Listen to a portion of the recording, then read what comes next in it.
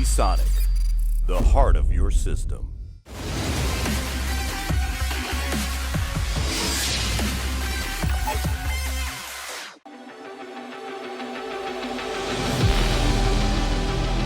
This is Luke Hill for Kit Guru. We're here at the ACER suite for CES 2020, and beside me we're looking at the Concept D7 Ezel.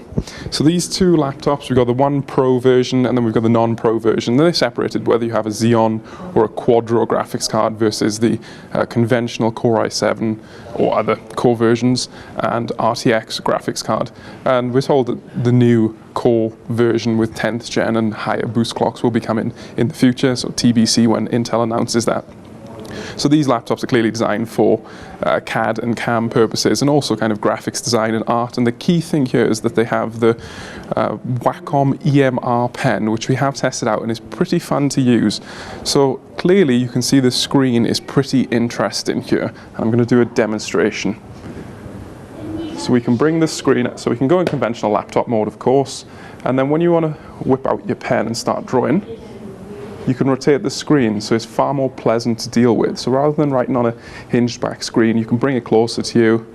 I mean, to be fair, you could actually view content in this mode if you were presenting or standing up and didn't want to arc your neck too much, but then you can bring the screen closer to you and you can start writing with your pen. So we've got the Wacom EMR pen. You can write on this, obviously you can change the profile, and the pen does change the feedback or how it feels and how it writes based on the profile. I mean, if you're doing sketching or engineering, drawing or something, that's ideal. Kind of comparable to a Wacom tablet, but obviously in laptop form. And this is where the tilt really makes sense, because you're standing up dealing with your colleagues, you can write here. If you're sat at your desk, you can change the angle and you can deal with it, and then you can move it back a little bit further if you still want to use the keyboard.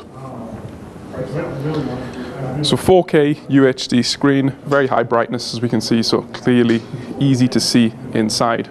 So these are the Concept D700 workstations, and Acer has made some minor changes to these since we last saw them. So one of the key changes is the USB port now charges when the system's turned off, and that's quite useful if you're using a camera or something like that and want to charge your workstation overnight. And then obviously the cosmetic change for the wood type fascia on top. So these are the Triton 500 laptops, and what's important here is not the laptop itself, but it's the screen. So Acer previously said about the 300 Hz screen, but they've actually beat some of the specifications versus previous. So you got 300 Hz screen to show what they can bring to market in the future, presumably when Intel brings out new processors, because that will be a big refresh cycle. But you've got down to a 1 millisecond response rate, and it's actually an IPS type panel from AU Optronics. So that's pretty cool, because you don't really lose any of the color accuracy, which is important for the new games, which are obviously looking into HDR and improved color accuracy in their graphics. And the resolution here is full HD. Of course, if you want 300 Hz, you're going to struggle at anything higher than full HD, so that might be ideal for your first-person shooter, Counter-Strike type games. Here we have the TravelMate laptops, and you can see the P2 are actually mil standard tested for impact resistance, so good durability there according to the testing. Importantly, these are not 10th gen Ice Lake, these are 10th gen Comet Lake, so Ice Lake is still somewhat missing in action for these business focused type laptops. And then the TravelMate P6, that's actually pretty unique because it's got an up to 23-hour battery life, and we presume that's with the specs without the MX250 graphics card. We actually confirmed that it is, but up to 23 hours, and then fast charging, so up to 50% in 45 minutes. That's pretty good for business type usage, and 1.1 kilos at that, so easy to stuff in your backpack for all day usage and hunking around. So these are the Acer Swift 3 laptops, and these are ultra portable style laptops.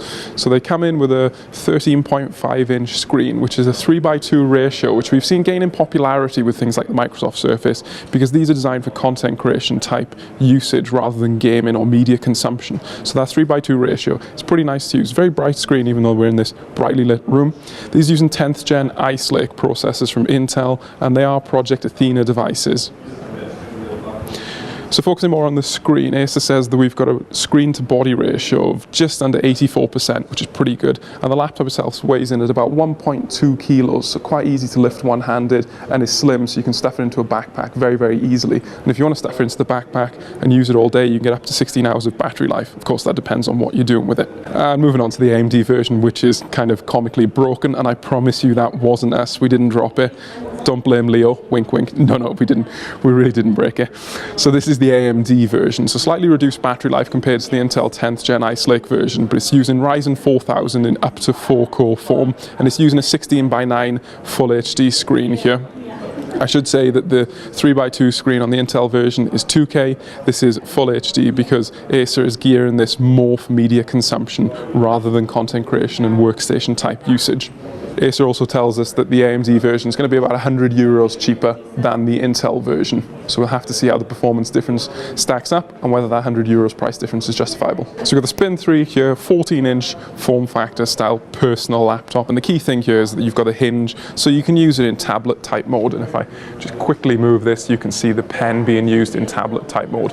So now the pen here is Wacom AES, which is a bit more budget, but still obviously you get that pen usability. And about 1.5 kilos and pretty thin. This is a very portable style laptop.